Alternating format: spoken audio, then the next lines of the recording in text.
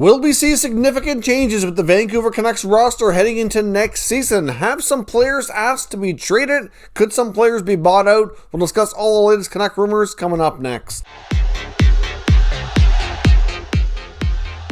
So welcome back to another video here at Top Shelf Hockey. Now, as I mentioned today, we're going to take a look at the Vancouver Canucks. There's a lot of rumors about what could happen with this roster. We saw a media availability earlier today with Jim Benning and Travis Green. Of course, we had confirmation on the Travis Green contract extension.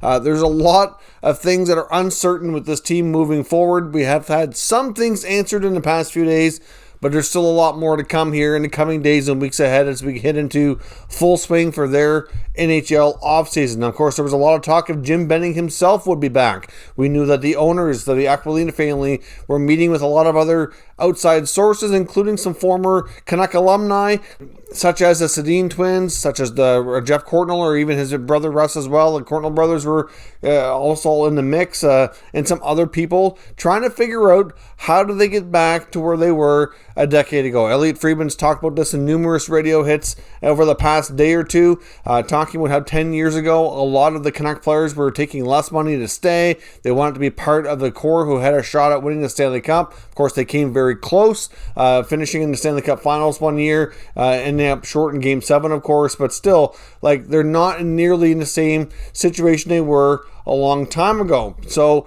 at this point, will they have trouble attracting free agents? And there's a lot of talk too that there's a lot of players that were unhappy with this season, and not just because it was a tough season. I think everybody around the entire NHL were probably not thrilled about how a lot of things had to go, but they got through it.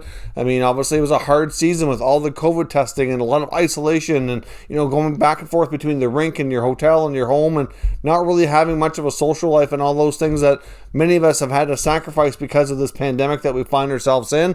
But there is some talk that some Canuck players want out, and they may have already requested a trade, or they may be here in the coming days and weeks ahead as the offseason gets into full swing. Now, before we get into the players that may have involved trades, I want to talk a little bit further about the press conference earlier today with Benning and Green, which kind of gave us a few nuggets here. Obviously, kind of reminded us that Jim Benning is not the greatest speaker, not the greatest at dealing with the media, but ultimately, he kind of said a lot of the same things. So as far as where this team is heading, it's really difficult to say. He made a mention that they were going to be aggressive with trades and free agency, bringing in some leadership and depth. I'm like, well, you've already done a lot of that. You've already spent a lot of money. You have a lot of bad contracts. It kind of puts you in the predicament you're in here today. But either way, they also went on to talk about buyouts. So I want to get into what that could mean for this franchise here as well, along with the guys that may have, or are rumored to, I should say, requested a trade out of town. Now, as far as buyouts go, you have to think at the top of that list is going to be Loui Eriksson. Eriksson's finally down to 1 year on that bad contract he signed back in the 2016 free agent season. Obviously, it was a bad day for many GMs around the league, including the Canucks, and that deal is near its end finally. So Loui Eriksson, to me, is the most prime candidate. Of course, if they bury him in the minors, they'll just get just a little bit over $1 million relief on the cap. But of course, now if they buy it out, I believe they'll get more than a $2 million savings in year one. And then, of course, they get a little bit added on in year two because it's twice the amount of time remaining on the contract. So it's a good savings. I think they'd save about $1 million in actual cash, about $2 million in cap savings. And it would be a good win situation for them to finally move on from that albatross contract. Now, another buyout candidate I think is quite reasonable to suspect here might be even youngster Jake Virtanen. Now, we know Jake Virtanen right now is on leave from the team due to the allegations that were presented against him by a female, suggesting that, about sexual assault. I'm not sure the full fine details, but there's a lot going on there legally that could be, obviously having some issues for Virtanen, and it would possible there that the Canucks might try to move on from him. Trading him, I think, would be very difficult until that's all sorted and cleared.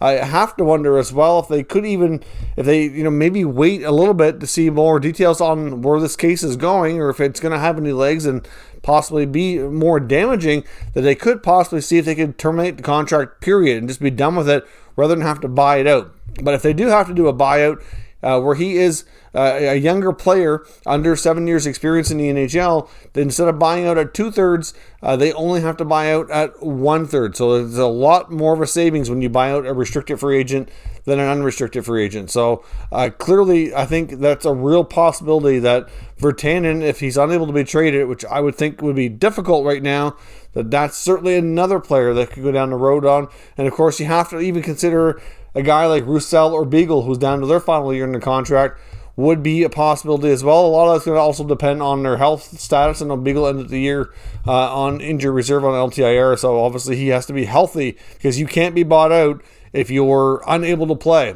So that's one of the things there as well, that protection that's built into the CBA for players that way. So obviously there's some moves that could be made in that regard, but there is some talk that because of, like I said, a combination of the schedule this year, how the COVID situation was handled, the overall direction of the team, the fact that the coaching staff was left hanging so long. I mean, obviously, players know what's going on. They're no fools here. They know when there's what you'd call like a lame duck coach, meaning they have no contract. Obviously, it impacts how they're going to do business, and it impacts how they're setting themselves up for the future. I mean, a guy like Travis Green would probably try to get every win and every point he could down the stretch if he's going to have to look for another job so that his record is as best as possible. Coaches are, at the end of the day, they're there to win. When you get a situation like the Canucks were in, wouldn't it have made more sense to give more of the youth an opportunity to play? And if you lose, fine, you get a better draft position, higher draft spot, more experience for some of the younger players. They might have had different lineups and would have went about things a little bit differently, I think, down the stretch, had more of the items had been sorted about the future of the management and the coaching staff moving forward. There's still some uncertainty around other members of the coaching staff. Green is extended, but not the remaining parts. I mean, and even goalie coach Ian Clark, who Thatcher Demko and Braden Holtby really, made a good case for when they did their exit interviews. He's obviously a big one, and many feel, according to Friedman, that he might already be on his way out of town. That he's the kind of guy that does not like to be left hanging at last minute. He needs to, has a certain way of doing things, which you can understand, very structured, very organized. And he may not be real pleased with the fact that they're only starting to talk about offers and contract discussions going here now that the season is over. So that could be a big blow on the goaltending situation. So that's certainly uncertain as well. But the players that were mentioned as possibly being, upset to the point that they would like to be traded would include JT Miller and Nate Schmidt. I mean, hard to say what truth there is to it.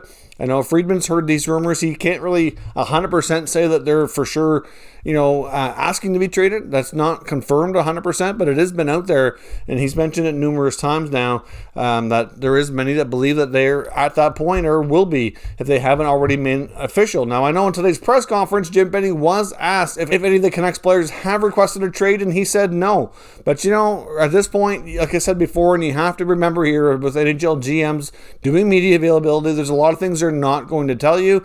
And at this point, even if a Canuck player did request a trade, at this point I would think the Canucks would do their best to try to make that trade request go away and maybe convince them to see the future vision of what they're going to put in front of them here, and see if they can convince them to stay. I mean, Friedman's mentioned that himself, that as part of the offseason plan here for the Canucks management team is not just about improving this roster, but kind of gaining back the trust of the roster that's going to be remaining, that they have the right vision and they know where they're going and they have the plans in place and the ability and resources to do so, to make sure this team is competitive and trending towards being a playoff team and a cup contender here in the not too distant future. So clearly that's going to be an issue, and if they have to address some of those players, just like the coaching staff, they might have had to do some hard convincing on a guy like Green or the goalie coach Ian Clark to stay and re-sign. They may have to do so with some players that may feel like they want out, at least as of right now. And we know JT Miller's a very emotional guy. He's not afraid to speak up. We saw what he did when they had to come back after their COVID break, that he's the only one that was willing to really go public and speak out and say they were not ready, they needed more time.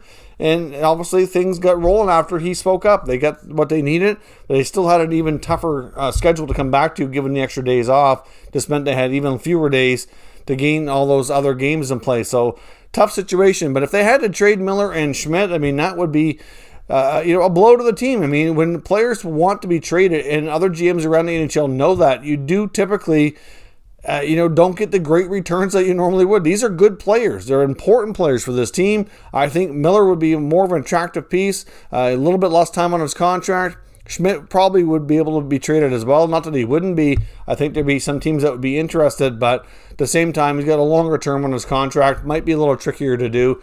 Difficult to say, but you lose all the leverage when it's known that these players want out, because if they're not traded, maybe they don't report to camp. Maybe they sit out. Maybe things get nastier. It's hard to say. Other GMs are going to do what they can to get themselves the best deal possible. So the Canucks are going to be a very interesting team to watch this offseason. Obviously, if they have to trade guys like Miller or Schmidt, what could the returns be? Where could they go? It's certainly a big question mark now on both of them, because there's really no clear-cut answer to those questions and what this team could really look like next year. They also have some other unfavorable contracts coming off the books, guys like Alex Edler, Brandon Sutter, Sven Berchi.